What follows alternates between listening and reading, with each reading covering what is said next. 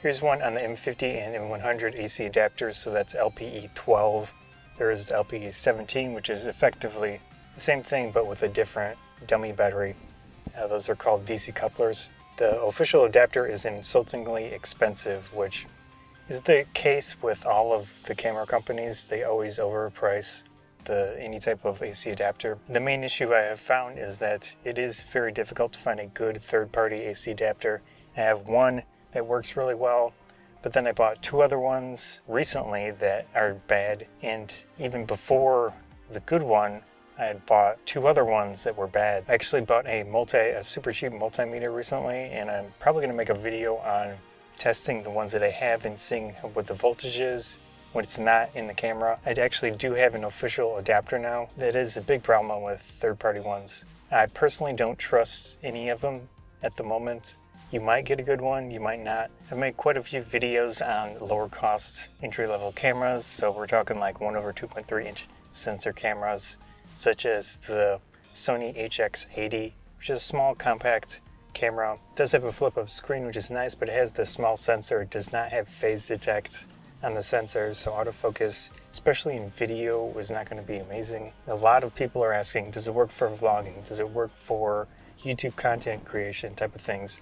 Yes, it can work, but you're not going to get the best out of a camera like that. I personally would use a smartphone.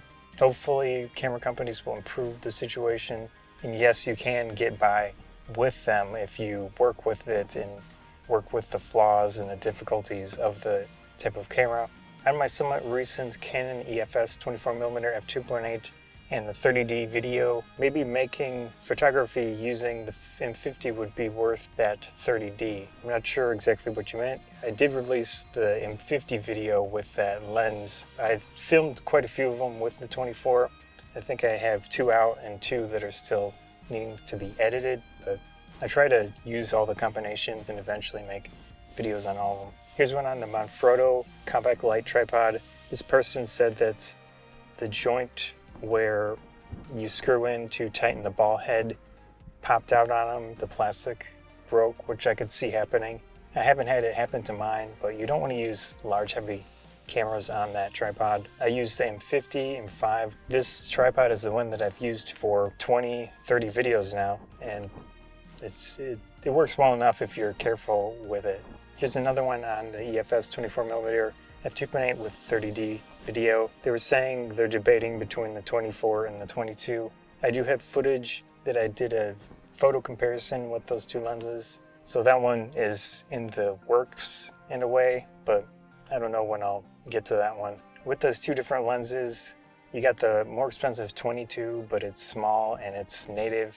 And you have the 24, which is small, but when you have the adapter, it's pretty large, in comparison at least. The photos that I got out of the 24 so far look nice. I think they're both decent enough. Here's one from the Fujifilm FinePix XP120 hands-on video. I did that at the camera shop. Don't you make any free giveaway camera? I really want to have a camera, but don't have enough budget. My channel is not going to be one for contests.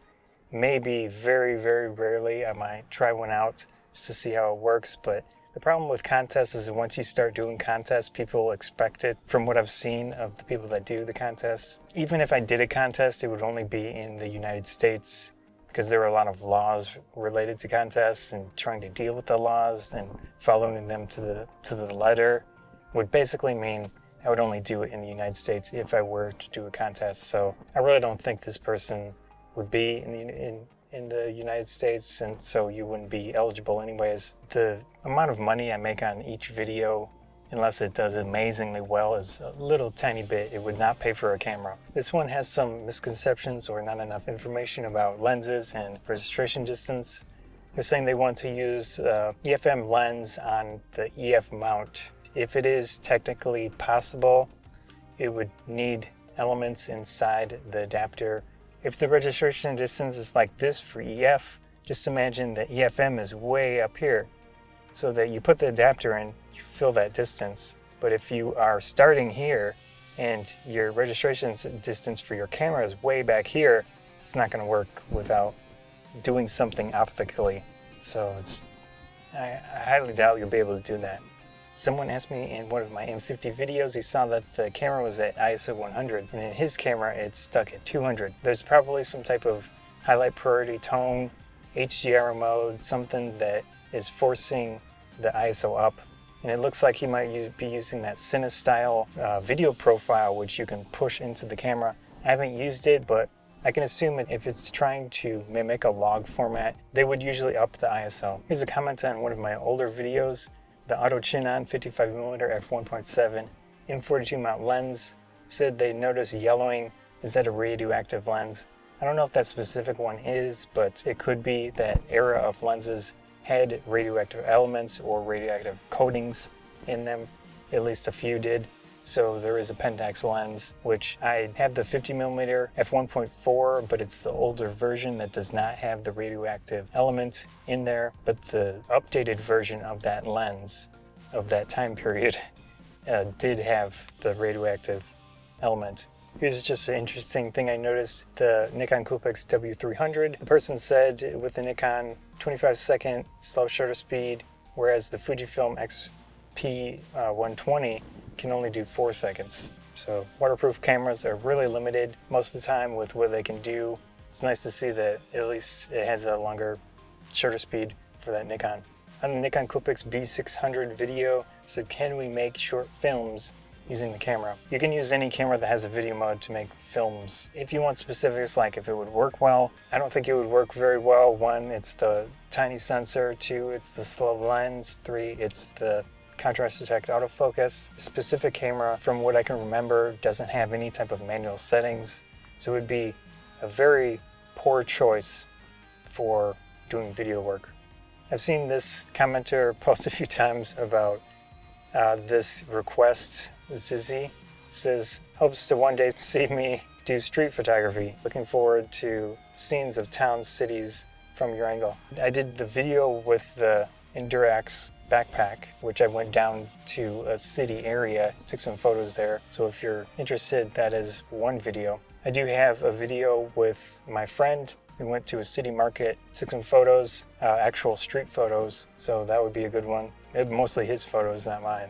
The main issue is logistics with tripods, or because I'm filming myself, and also there is some hassles related to just going with a bunch of around people, especially now with the COVID situation.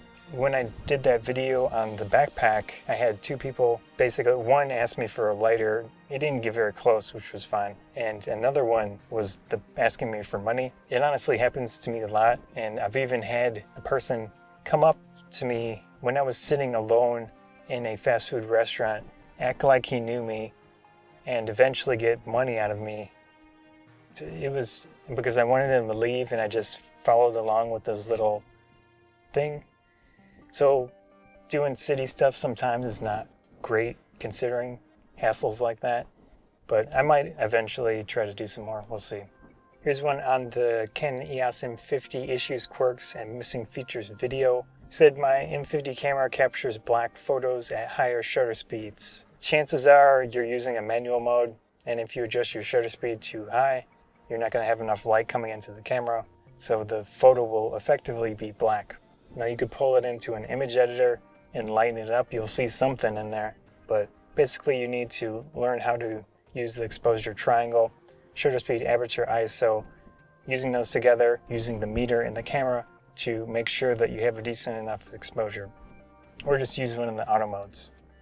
Here's an interesting one with the action photography settings with the Canon EOS M50 camera settings talk video. The person said that they put the viewfinder switching button to the trash can shortcut button. I guess maybe it's a little easier to press down there, which that's a good idea. I haven't tried it, but I might try it out to see how easy it is to press.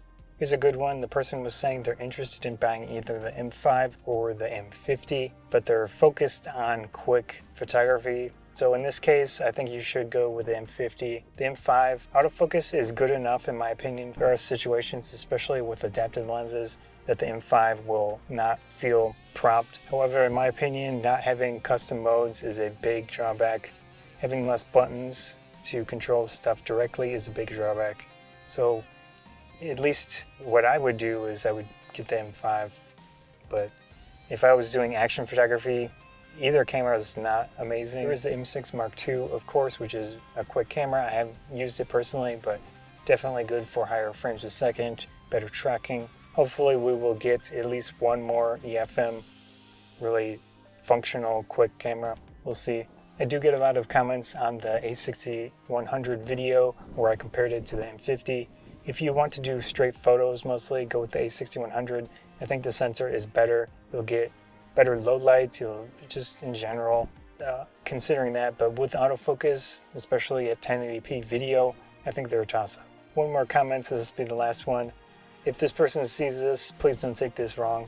It was amusing how you worded it and the question itself. So I'm just gonna have a little fun with it, but hopefully you understand what I'm saying. He looked at the video with the Yongnuo 100mm f2 lens. I just want to ask if this lens can manually zoom. It's a prime lens, so manually zooming is gonna be with your legs. So yeah, that's a common joke. With prime lenses, you have to zoom with your feet. Basically, he has a Yongnuo 50mm f1.8 and he's trying to do street photos. He wants more blur in the background.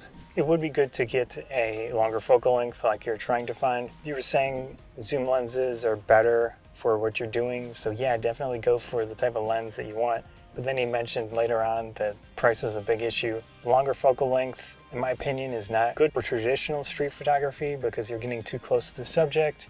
You're not getting any context, which kind of, in my opinion, kills the idea of a street photo. But yeah, so of course you can zoom with your legs.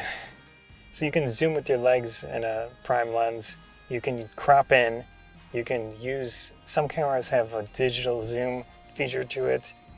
But yeah, probably get some type of zoom lens. So I really do respond to a lot of the comments, at least as I'm able to.